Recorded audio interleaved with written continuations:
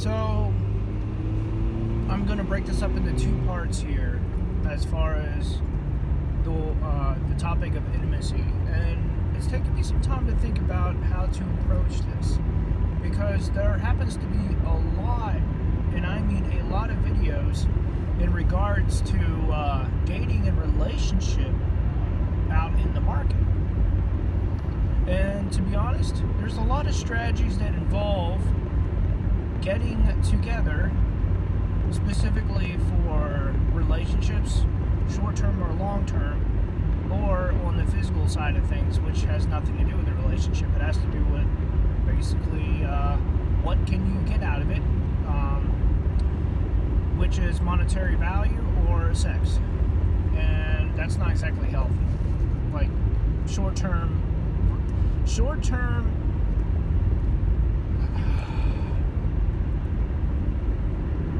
wish I could anchor that so it wouldn't be so wobbly. It's kind of irritating.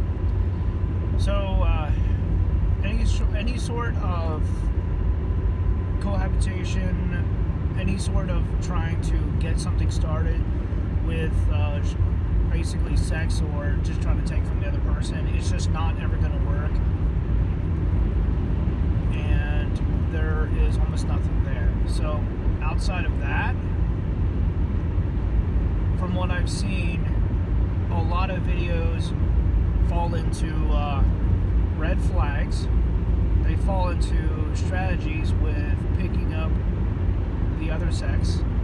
Now, in some cases, it's also what you can do as far as picking up the same sex, because some people tend to, their norm is very different, and so are their interests.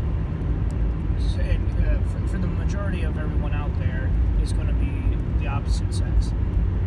But intimacy within the same sex is not something that I want to talk about, but it is something that I will acknowledge because it does exist. It's something that exists, that is talked about in the Bible, as well as something that you can find in nature. However, going back to one of the videos that was talking about same-sex I'm trying to remember the name of the label of the video here. Homosexuality versus same-sex, I think is what it was called. Basically, in nature, it's used to lure predators away from potential mates, and it's used to distract. So it's very interesting because in humans, it's specifically actual interest, and from there, relationships are being worked upon. So when it comes down to it, outside of, and this is strictly within intimacy. Now, for those who do not have a same-sex interest, but who do strive to find solid relationships within the same sex, for guys, you could, how do I put this?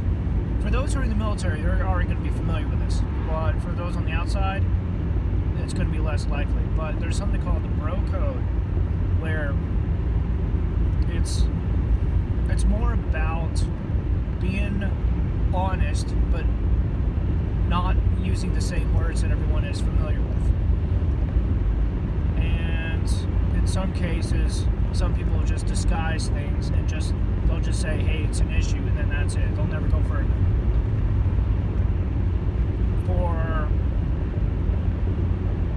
For women, I can't really pinpoint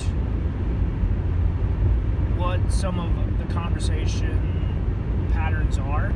I've tried and I have sadly failed in that area. So I can definitely say that there is a lot of conversation that takes place. There is definitely some drama. There's conflict and conversation. But as far as pinpointing the different types of relationships and intimacy that is there, that's not something that I can speak on accurately. But I will say that there is some there. When it comes down to male and female intimacy,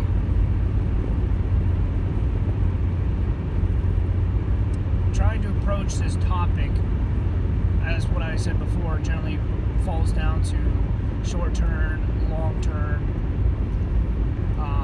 with emphasis on gaining either a partner or gaining some sort of kind of resource. Intimacy itself strikes me, from the conversations that I've had with other people in the past, it strikes me as a type of like, intimacy is something that is always being worked upon. It's not something that you ever hit. Like, it's there's a word I'm trying to put I got my finger on it, but I can't remember what it's called. But either way, it's like a progress. It's something, it's a work in progress. That's what it is. Like, intimacy is always going to be a work in progress. It's never going to just be there. You're never going to just hit it and that's it. It's going to be like, there's going to be different milestones within that. Like, intimacy has to do within a male and female relationship. It's going to be centered around each other, or basically the family, where there's kids a part of it. And that's going for the long term, not short term, which that's not even a relationship.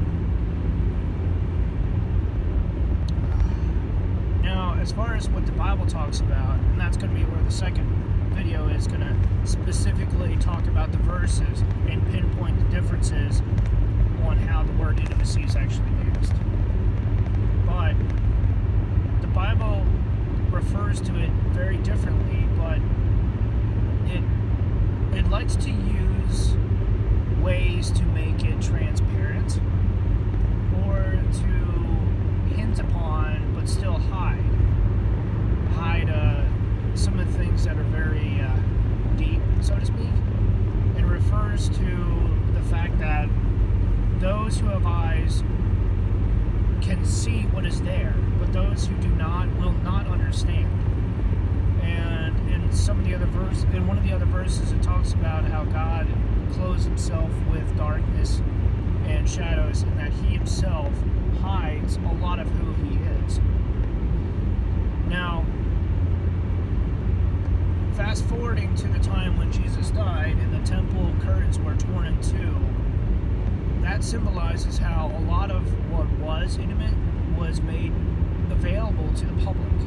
Not made completely, not completely taking off the veil of intimacy, but just making it be available to those who cared and are interested. The main difference is, when you expose something, a lot of what one can care about is basically tossed aside, or it's put in front, as the Bible says. You're taking pearls and you're throwing it to the pigs. You're taking something valuable and you're just basically throwing it away, or throwing it to those who just don't care about it. And that's completely the opposite of intimacy. The Bible does not use intimacy the way people use it here. And I do want to make that very clear. The terminology, the words, all of that is very different. The point of it is also very different. Because the point has to do with man and God, generally speaking. There are other points to be made between man and woman, but it's specifically with the family unit and honor, integrity, and some old school qualities that aren't really addressed in today's day and age, for whatever reason. I would like to think that it's a lack of morals, values, and ethics. There's a serious lack of that, which explains the lack of some of these qualities that used to be present. As far as intimacy goes, it usually goes with time, experience, effort, because it's a two-way street, more or less. Even if it's not a two-way two-way street, someone is putting in a lot of work and effort, and the other person is still being there. So, like, it's not really a give and take relationship. It's one person is seeing a lot of the other person, and because of whatever's going on, like discussion, because of issues, and the other person's talking about it, or you're just simply walking with the other person through a hard time. It could be something as simple as that, but generally it's held to relationships. The best non-sexual relationship that has been talked about in the Bible happens to be David and John, the son of King Saul. And you can see how they regarded and treat each other like brothers, and how they pretty much watch each other's backs. And there was definitely a brotherly love there. In history, they also talked about brotherly love. Now, to be honest, I never did any study on history, and I was wondering whether or not I should include that on there. I think I will. I think I'll include some sources there, so in the links down below, so y'all can take a look. There's definitely some good parts to point out there, and there's definitely some parts that I would encourage other people to go look into, because there is a lot here. I am simply trying to hit up some of the major points there. Now, when it comes down to intimacy, there can and usually is a sort of bonding that takes place. Not always, though. Not always. That depends upon the boundaries that people have. I should just put it at boundaries, because depending upon the boundaries there, that can depend upon whether or not there's any kind of bond. I would have to say, in the case when there's abuse involved, sometimes there is no bonding. Like, it's just not there. But there is there's openness, there's trust, but then that's it. There's nothing else. It really depends upon the context of whoever is involved and whatever happened to destroy the ability to bond.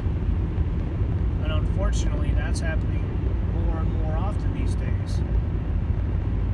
If you are looking into marriage and dating, and you're hearing a lot about divorce that is happening, or you're hearing about very unhealthy stories, strategies, pickup artists come to mind there, where it's just basically all about game and about having sex with other people and stuff like that. Even the term pump and dump there, like, intimacy is just not a part of that at all in any way, shape, or form. Not to my knowledge, anyway. And if there is, it's probably unhealthy, it's probably twisted, it's probably something that should not be there in the first place. But then again, depending upon what you grow up with, you can grow up with some pretty messed up values. You can grow up with wrong values, wrong or incorrect. That also includes unhealthy, too. Like, you know, how do I put it? Some people think that, I think the best example to use would have to be with touching. Because in a lot of cases, touching is inappropriate, but in some cases, it's also appropriate. Shaking hands, for example. Hugging is something else that comes to mind, too. But that's usually more, there's very few times where that's ever actually appropriate. It's usually within family, friends, people you care about, that was once part of your life, that sort of thing. When it's not used appropriately, it just comes off wrong. Yeah, anyway, moving on.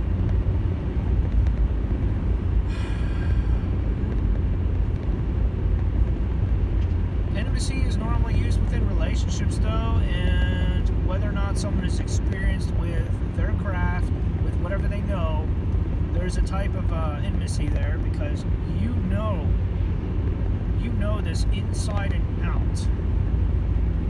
Usually it's not applied to work or one's own career. Usually it's not applied to something like that, because there's no indication that there is any kind of a relationship there.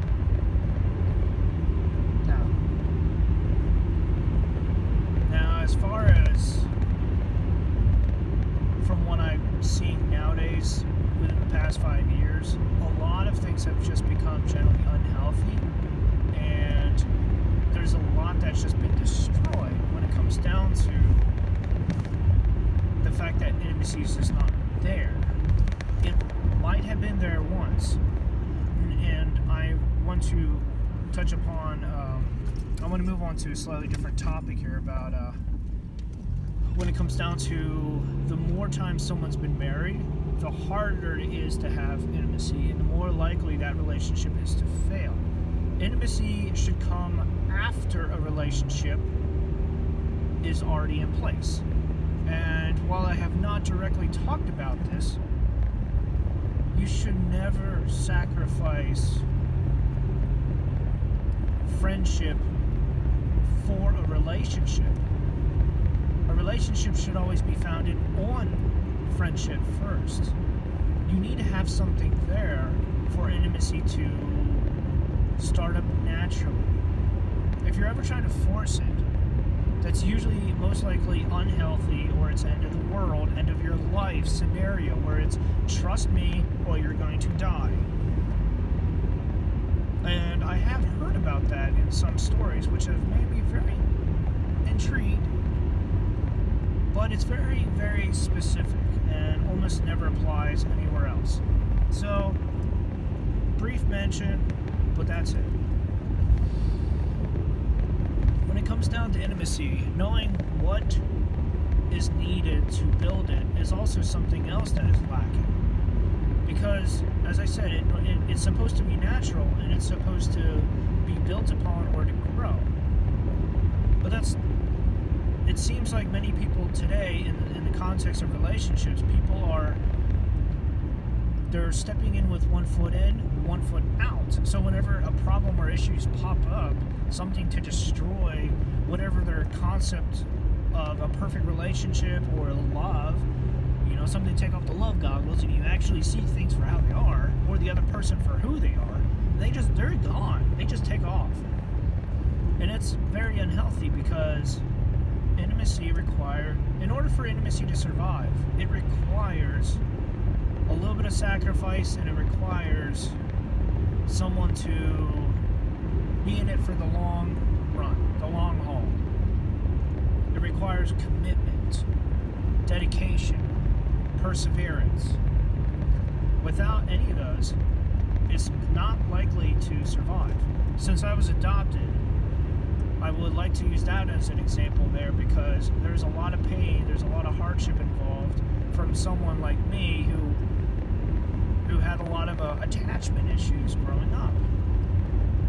So being unable to attach at an early age, and then struggling to understand what some of these connections are, what is normal, what is healthy. A lot of these things that kids were, by the time they are already 10, should have already known about, and did already know about. But for me, that was not the case. I struggled to try to understand